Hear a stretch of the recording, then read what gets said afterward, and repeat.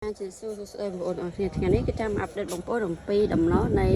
កូនរលឹករបស់ខ្ញុំបងប្អូនឥឡូវគឺគេមានអាយុ10ថ្ងៃហើយបងប្អូនទៅគឺថាល្អខ្លាំងមែនតើហ្មងហើយយើងបានផ្សំគេជាមួយនឹងទឹកជីឥឡូវគឺថាដល់ពេលវេលាដែលយើងអាចយកគេទៅដាំបានហើយបងប្អូននេះមើលឬគេល្អមែនតើហ្មងបងប្អូនអញ្ចឹងសម្រាប់ឥឡូវនេះគឺពួកខ្ញុំដាំនៅលើទឹកជី AB ហើយនេះគឺជាក្របពូជដែលខ្ញុំដាំបងប្អូនត្រូវការចាអាចឆាតចូលពេកបានសម្រាប់ក្របពូជនេះណាបងប្អូនអញ្ចឹងសម្រាប់វីដេអូថ្ងៃនេះគឺខ្ញុំនឹងយកឥឡូវនេះទៅដាក់ដាំឲ្យបងប្អូនតែអញ្ចឹងទៅតាមដានទស្សនាការដាំឥឡូវរបស់ខ្ញុំនៅលើទឹកជី AB ទាំងអស់គ្នាចាថ្ងៃនេះគឺថាខ្ញុំមកដាក់ដាំឥឡូវរបស់ខ្ញុំហើយទីតាំងនេះគឺជាទីតាំងដែលខ្ញុំធ្លាប់ដាំផ្លែត្រសក់បងប្អូនអញ្ចឹងយើងបានសម្អាតវាស្អាតហើយអញ្ចឹងយើងយកមកដាក់ដាំទីតាំងនេះគឺយើងយកមកដាក់ដាំឥឡូវវិញម្ដងចាអញ្ចឹងឥឡូវធុងគឺយើងត្រៀមរួចរាល់ហើយយើងរុំជាមួយនឹងប្រទេសលុយវិញោមមកដោយសារតែប្រទេសលុយវិញោមនេះគឺវាជួយទប់កម្ដៅចាដោយសារខែហ្នឹងគឺក្ដៅខ្លាំងណាស់បងប្អូនអើយចាប្រើប្រទេសលុយវិញោមរុំធុងយើងមកដើម្បីកុំឲ្យទឹកវាក្ដៅខ្លាំងពេក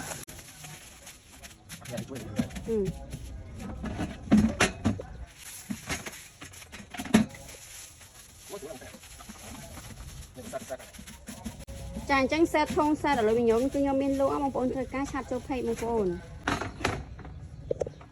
យើងបានត្រៀមធុងយើងរួចហើយអញ្ចឹងយើងអាចបើកក្បាលរ៉ូម៉ាណេចាបើកទៅយកទឹកយើងដាក់ចូលធុងយើងមក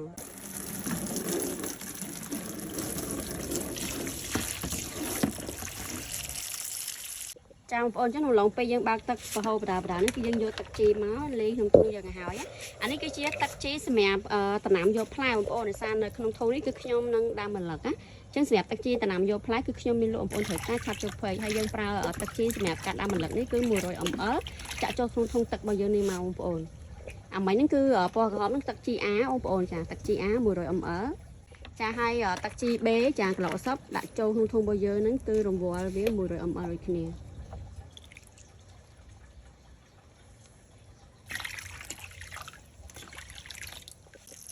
ចាឥឡូវគឺថាយើងបើកទឹកចូលដល់ធុងទី3ហើយយើងចាក់ទឹកជី A ចា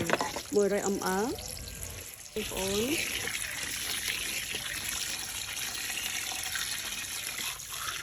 ចា100 ml ដូចគ្នាបងប្អូនទឹកជី B ទឹកជី A 100 ml ស្មើគ្នាចាអញ្ចឹងយើងតេស្តកត្រកយើងមើលសិនយើងដាក់ស្នោនៅលើធុងហើយយើងតេស្តកត្រកមើលសិនចានេះគឺថាវាប៉ះទឹកពំអញ្ចឹងយើងដួសទឹកចេញវិញចេញតិចមកកុំឲ្យវាប៉ះដោយសារយើងដាំម្លឹកហ្នឹងវាមានរឹសច្រើនហើយវែងហើយអញ្ចឹងយើងទុកចន្លោះ1 សង់ទីម៉ែត្រទៅបានហើយពីទឹកហើយមកដល់កត្រកណាចាឥឡូវយើងដួសចេញតែតាមគឺល្មមហើយនេះឧបករណ៍របស់យើងចាគឺមានឧបករណ៍របស់អឺសេមកហើយ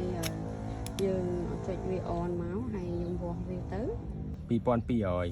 1000 ទៅ 2500អញ្ចឹង 2200 អែមប៉ុណ្ណឹងចាpH នេះឡើងដឹងតែឡើងហើយ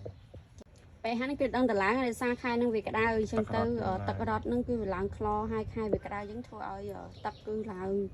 pH ខ្លាំងអញ្ចឹង 7.5 pH នេះឡើងរហូតដល់ 7.5 បងប្អូនយើងត្រូវការប្រើអាស៊ីតនីត្រីក្នុងការទម្លាក់ pH មកវិញណា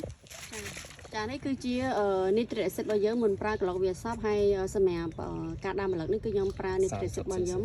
គឺចំនួន 30cc ហ្មងចាប្រើនីត្រីអាស៊ីតនេះគឺ 30cc ដាក់ចូលធុងទឹករបស់យើងឲ្យមានចំណុះ30លីត្រហ្នឹងហ្មងណា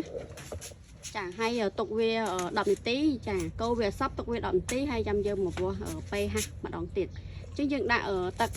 នីត្រីអាស៊ីតរបស់យើងឲ្យបានគ្រប់ធុងមកបងប្អូន 30cc ដូចគ្នាចាបងប្អូនដូចខ្ញុំជម្រាបប្រាប់បងប្អូនអញ្ចឹងការប្រើប្រាស់អាស៊ីតនីត្រីគឺវាអត់មានរូបមន្តណាជាក់លាក់ទេអញ្ចឹងសម្រាប់ពួកខ្ញុំនេះគឺខ្ញុំដាក់ 30cc ហ្នឹងគឺដាក់ដើម្បីតេស្តមើលដូចគ្នាអញ្ចឹងបងប្អូនអាចវាស់ pH បងប្អូនទៅតាមតំបន់ដែលបងប្អូនរស់នៅហើយអាចថែមថយអាស៊ីតនីត្រីហ្នឹងទៅតាមpH ដែលបងប្អូនវាស់ទៅឃើញវាលើសកម្រិតណាគឺបងប្អូនដាក់ថែមថយប៉ុណ្ណឹងទៅអញ្ចឹងសម្រាប់ពួកខ្ញុំនេះគឺឃើញវាស់ទៅឃើញថា pH ហ្នឹងវាឡើងរហូតដល់7.5ជាងណោះគឺយើងដាក់វាអាស៊ីតនីត្រីនេះគឺចូល 30cc តែម្ដងហើយយើងកូរវាសពហើយយើងមើលយើងវាស់ pH ម្ដងទៀត ចឹងបញ្ជាក់បងប្អូនទៅបញ្ជាក់បងប្អូនម្ដងណាម្ដងទៀតសម្រាប់រូបមន្តនៃការតម្លាក់បេហានេះគឺអត់មានរូបមន្តណាជាក់លាក់ទេបងប្អូនគឺធ្វើតេស្តជាក់ស្ដែងទៅតាមតំបន់ទឹកដែលបងប្អូនប្រើអញ្ចឹងបងប្អូនចង់ដឹងចាប្រើម្ដង 10cc ឬក៏ 20cc សិនទៅហើយបន្ទាប់មកយើងវាស់ pH បើថាឃើញថា pH នៅតឡើងទៀតចាបន្ថែមវាទៀតមកអញ្ចឹងណាបងប្អូន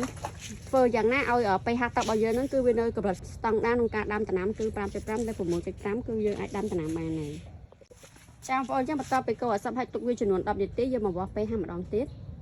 យើងទុក10នាទីនេះគឺដើម្បីឲ្យអាស៊ីនត្រីរបស់យើងវាដំណើរការនៅក្នុងទឹករបស់យើងបានសព្វល្អហើយយើងកូរវាទៅវាឆាប់បានសព្វអញ្ចឹងយើងទុកវា10នាទីហើយយើងមកវាស់ម្ដងទៀតឃើញថា pH របស់យើងគឺថាចុះពី 7.55 ហ្នឹងមកនៅត្រឹម 6.20 ហ្នឹង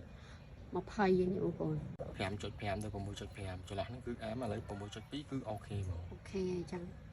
យើងវាស់pH ឲ្យបានគ្រប់ធុងណាបងប្អូនអញ្ចឹងចន្លោះ 5.5 ទៅ 6.5 ហ្នឹងគឺយើងដាំដំណាំបានហើយអញ្ចឹងយើងវាស់ឲ្យបានគ្រប់ធុងមកចាំយើងដាក់ដាំដំណាំរបស់យើងតើមកគឺថាយើងដាក់ស្នោមកចាគឺមានន័យថា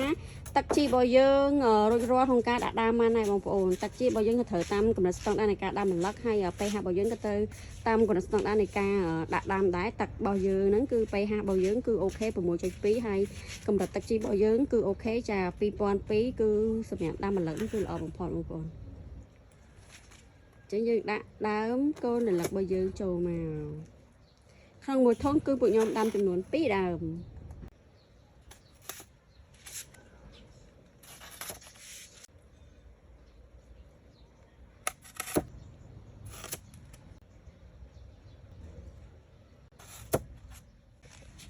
អត់អាចខ្វះបាន